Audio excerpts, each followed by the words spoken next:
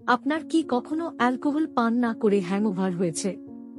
আমি বলতে চাচ্ছি, একই হ্যাংওভার অনুভূতি, আবেগপ্রবণ হওয়া, আপনার শরীর এবং মন উভয়ই ক্লান্ত এবং ভালোভাবে কাজ করছে না। পেলাম না। চলুন বুঝি।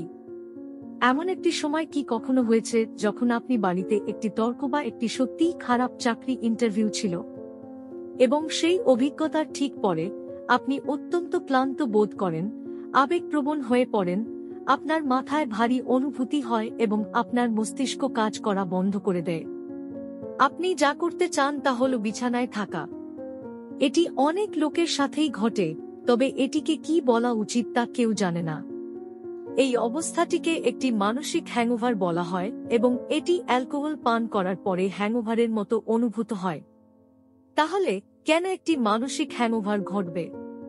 একটি মানসিক হ্যাংওভার ঘটে যখন আপনি নিজেকে এমন পরিস্থিতিতে খুঁজে পান যা আপনার আবেগ বা অনুভূতিকে ট্রিগার করে, যেমন পরিবার বা ঘনিষ্ঠ ব্যক্তির সাথে ঝগড়া, কাজের চাপ, জীবনের বড় পরিবর্তন যেমন বিয়ে করা, চাকরি স্থানান্তর করা, এক শহর থেকে অন্য শহরে যাওয়া বা প্রিয়জনের মৃত্যু। এই ধরনের পরিস্থিতিতে স্ট্রেস লেভেল খুব বেশি হয়ে যায় এবং আপনার মস্তিষ্ক প্রচুর স্ট্রেস হরমোন কর্টিসল তৈরি করে।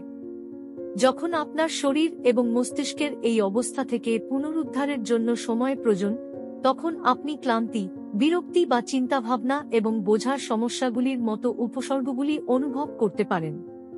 এটি আপনার শরীরের পুনরুদ্ধার করার এবং সঠিকভাবে কাজ করার জন্য সময় চাওয়ার একটি স্বাভাবিক উপায়।